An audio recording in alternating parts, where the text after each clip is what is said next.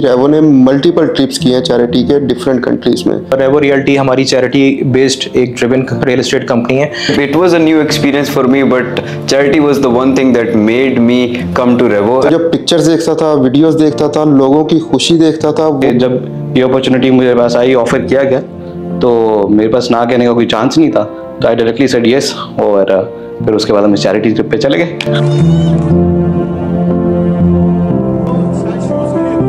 कभी खुद के हाथ से मैंने ऐसी कोई फील ही नहीं की है। मैंने कभी कोई चैरिटी एक्टिविटी में पार्टिसिपेट नहीं किया था। तो गूज़बम्स सबसे ज़्यादा तो तब हुआ जब वहाँ पे कुछ बच्चों को फर्स्ट टाइम हमने स्कूल यूनिफॉर्म्स के साथ शूज़ दिए, क्योंकि कुछ बच्चों के पास तो इवन स्लीपर्स भी नहीं थे पहनने के लिए, और हमेशा वो गांव में ऐसी स्कूल में डेली आते थे। To see that one kid who was wearing the same pants for 2 weeks, they did not even have enough basic needs to survive, even for food and for clothes.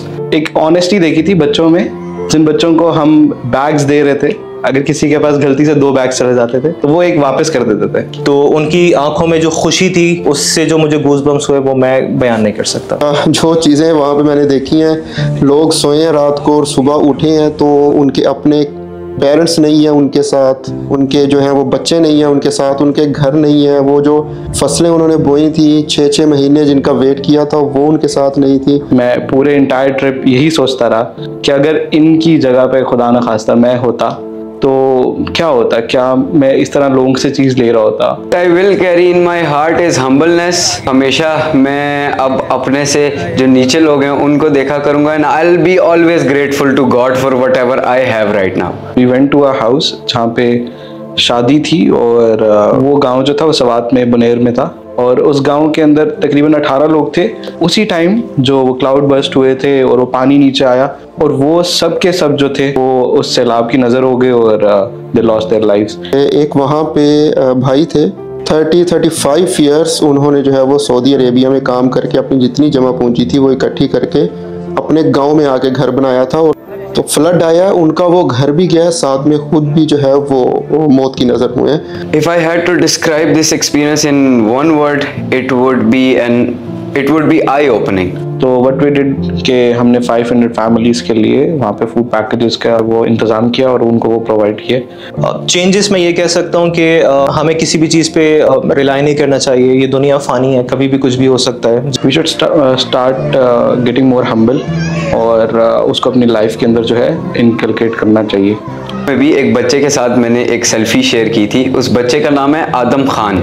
उन लोगों ने अपने गांव में काफ़ी सारा अपना एक बड़ा घर बनाया था। फ्लड में वो सारा घर भी और उनके घर से काफ़ी सारे लोग भी चल बसे। वो बच्चा जो है वो कोने पर खड़ा, एक आईडी कार्ड पकड़ा हुआ था उसने, और वो बिल्कुल कॉर्नर पे खड़ा हुआ था। फिर मुझे लोकल से पता चला कि ये बच्चा जो है is from a well groomed family, जो कि बहुत अच्छा कमा रहे थे, बहुत अच्छा कर रहे थे, but he lost everything in the flood. जिस तरह हमारा काम है इधर रेवो में वो ये कि टुवर्ड्स चैरिटी हमारा फोकस ज़्यादा है, इसलिए हम यहाँ पे प्रॉपर्टी जो है वो सेल करते हैं।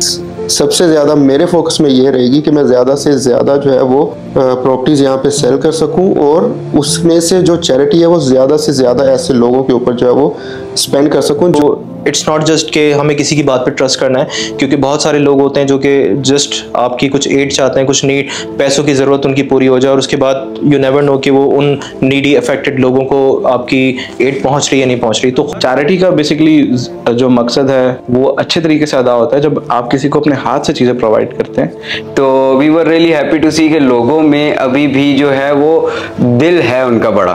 तो अगर हम आप तक पहुँचे हैं, कल को आपकी किसी को ज़रूरत है तो आप उन तक ज़रूर पहुँचें।